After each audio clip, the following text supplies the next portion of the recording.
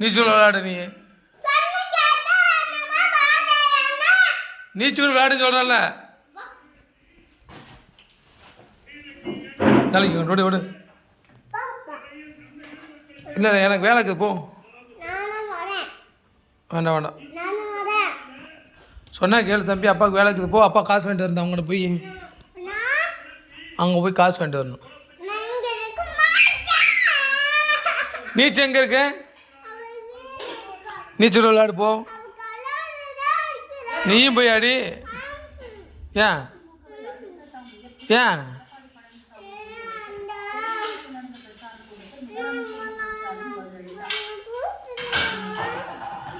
நான் உன்னை கூப்பிட்டு போகல. ஷாப்பிங் நாளைக்கு போகலாம். எங்கே பிடிக்கல? அப்போ எங்கே போகணும்? போக முடியாது.